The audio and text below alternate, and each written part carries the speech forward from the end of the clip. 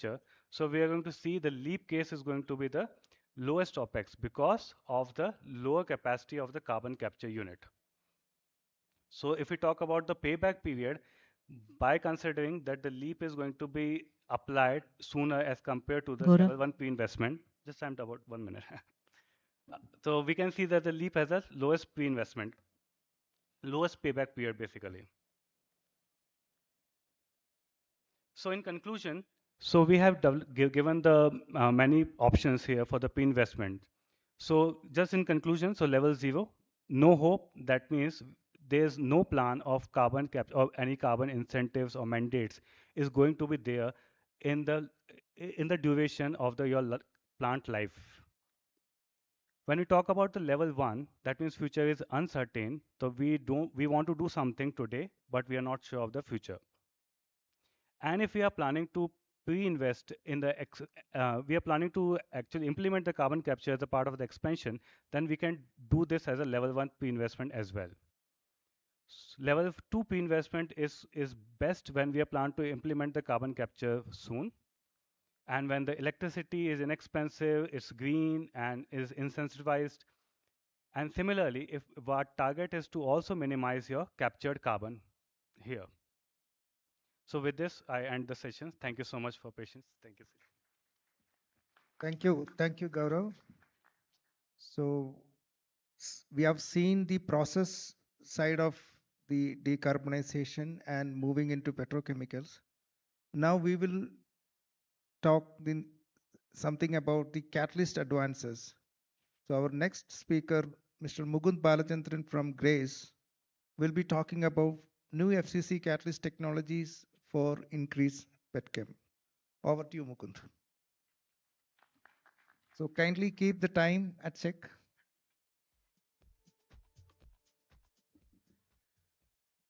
Good morning, everyone. And on the onset, I would like to thank the organizers, the organizing committee of CHT, for giving us the opportunity to speak in this forum. And on behalf of Grace and the extended Grace family, it's indeed my pleasure to be here.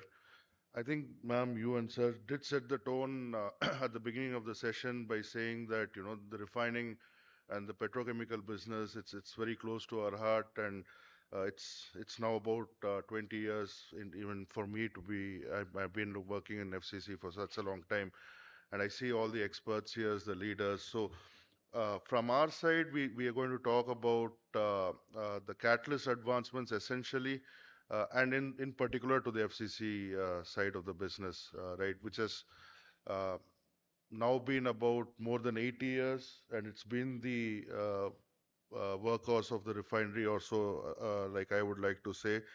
And it's been asked to deliver across its time more and more value for the refiners, essentially driving the business. But that being said, uh, I'll be using certain slides, skipping a couple of because of the time constraints, but we'll be giving an extended version to the organizers after the session, and so that you can have that when it's uploaded into the system, right?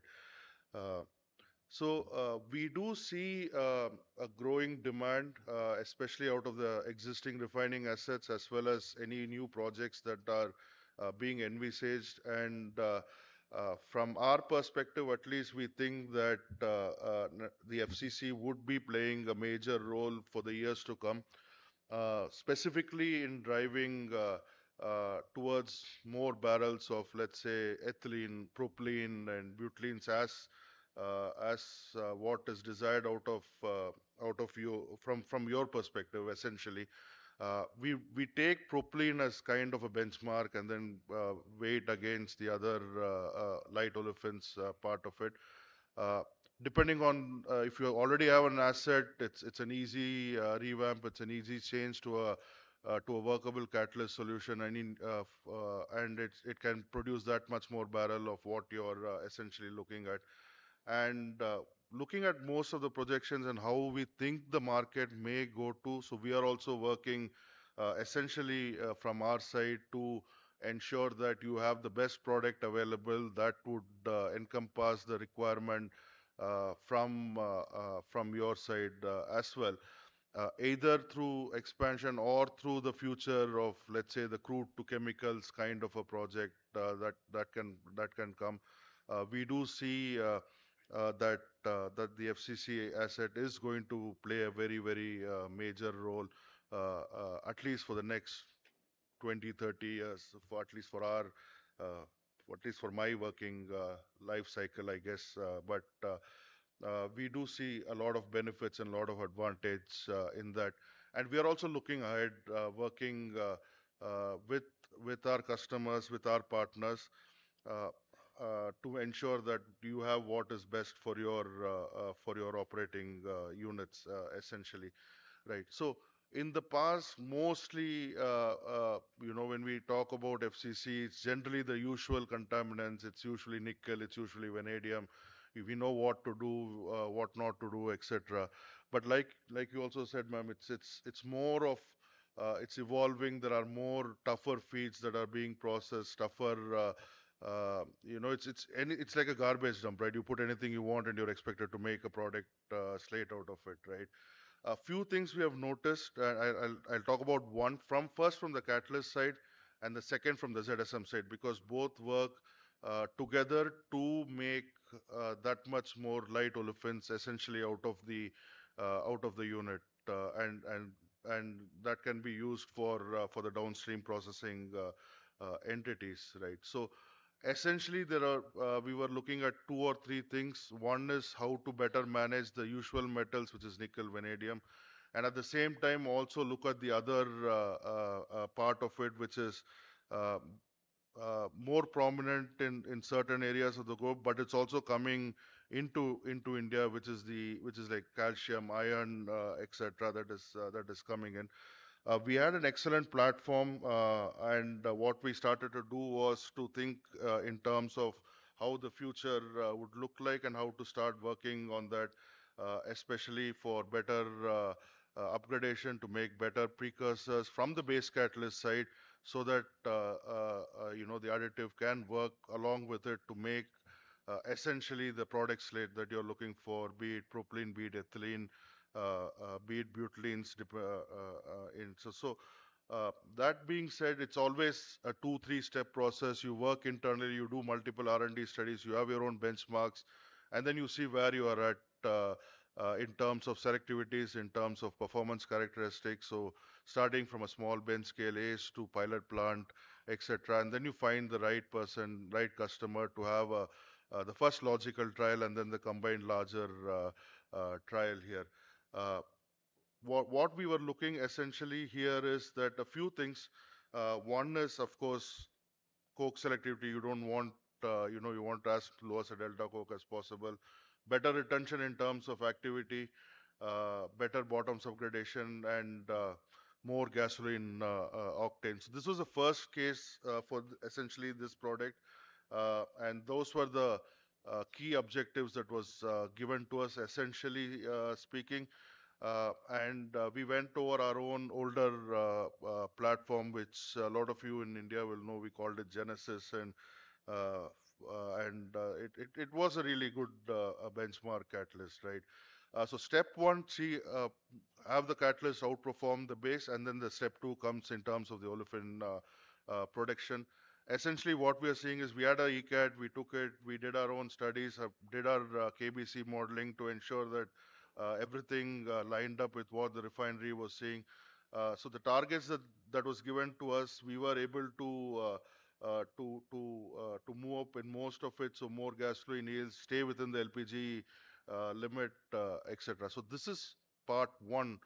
Have the catalyst work to improve the selectivities, and then comes the larger part of it, which is essentially, when you have a tougher feed processing, also ensure that you're not losing out on the dollars per barrel that you gain out of the FCC unit. Especially in this particular case, there was a large amount of iron that was coming into the system. And iron, unlike the other known metals, it kind of kills the catalyst essentially by covering up its surface, and you need to flush it out, and you need to have a better catalyst to absorb that metal. So that being said, step one was done, uh, and going larger into now comes the larger part. I would say, which is to drive up the olefins essentially, right? So ZSM5, you have the ZSM5 crystal. It works on the gasoline range olefins. You make ethylene, you make propylene. What we were also looking at essentially is that how best to drive deeper and deeper into the gasoline range olefin so that you can get that much more C2 olefins, C3 olefins out of the existing asset, right? So the idea came of you need to keep the integrity of the product in terms of physical properties, etc., and at the same time, increase the relative activity of the entire crystal structure itself. So we had a benchmark additive which we called as olefin ultra MZ, and the next step, obvious step, was to have the crystal itself modified from our side. So that's what we are calling Zavanti. It's in Z for ZSM5. Avanti is Italian for looking forward, essentially. So somebody came up with a really nice name, I guess. But testing, we saw activity retention was better, and apple to apple, we were able to have a better improved activity essentially in the system. And when we went into the unit, essentially what we are seeing was that we were able to drive more and more propylene out of the unit, more and more ethylene out of the unit, depending on where you are at. So the relative activity can be optimized. If you need more ethylene, then there are an additional step that that we can do to get that. But if it's propylene, you want to limit overall ethylene production, that we can make those slight changes. But essentially speaking, it's more of a combination of how well your base catalyst is defined, how well the constraints and the objectives are defined, and how well the synergy works between the base catalyst and the olefin selective additive. There are a few case studies, resid, clean feed application, etc., but I'll not go too much into it.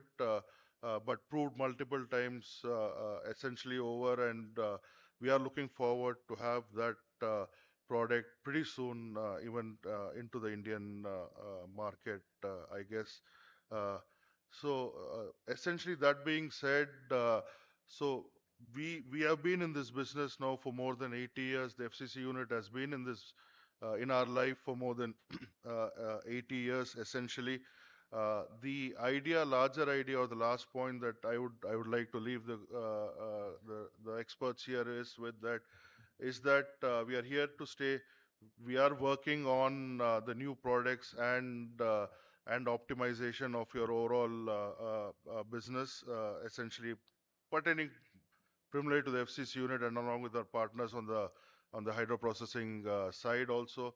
And we believe, at least from the region's perspective, that the refining future is bright, and the integration that we are looking at from not from our country, especially in the direction that is going, we have a lot of opportunities to optimize and to make and to derive the best product slate out of your existing asset that can be derived out of it, and we are more than happy to be here. So, as a parting comment, thank you for your time. Thank you for listening attentively. And we are at booth 21 and 24. We'll be happy to talk on a larger time frame there also. But thank you, ma'am.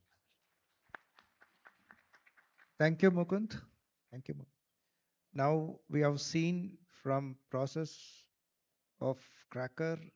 Now we have seen the catalyst, how to maximize propylene. Now we'll hear what to do with propylene, one of the alternatives. So I request Mr. Manish Sarasat from Leondel Basel to talk about recent progress with metallocene polypropylene process technology. Over to you, Manish. Thank you very much. So, thank you very much. Good morning. So sorry, I will not be standing here because I have come all across to talk to you. So I would like to talk to you straight, directly. So,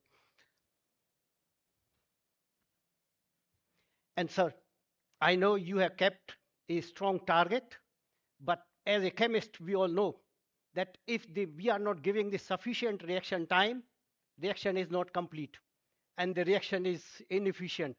But I will change the reaction kinetics to achieve your target. I will try to fulfill that. Maybe you can start doing a better catalyst, using a better catalyst. Yes, exactly. Ma'am, you are 100% right. And this is what I was thinking, which catalyst I can introduce to meet your target and to complete the reaction. And I will try to do that. So if you see this, sir has already set the target. And these slides will be having many information uh, uh, related to your products, a lot of information here. So before we move, please read this disclaimer. My lawyers love these disclaimers actually. Okay, so we as an organization, everyone know we are global leader, and we say it very humbly that we are global leader in polyolefin catalyst, in polyolefin process technologies, and in polyolefin production. And other than that, how many patents we have, which is written already here in this slide, what I would like to focus that we as an organization keep on changing with the need of society. So it means that we are equally considerate, not only for our business, but for the society. And this is what you can read in the slide, these bottom numbers, that how much money we are putting for the development of the society. So we are equally concerned for the society development as well as the business development. Now we focus on the hardcore. This is a technical session, and so I come from the Lyondell-Basel Technology Division, and in the Technology Division we have three sections: catalyst, technology licensing, and the technical services. This is our DNA. This is our DNA. So if you, we start from a Nobel Prize winning chemistry of Jiggler-Natta catalyst. From there, we keep on developing, keep on improving, introducing new technologies. So then this SDP process technology, then the PP process technology, and we never stopped. We kept on working continuously on further development.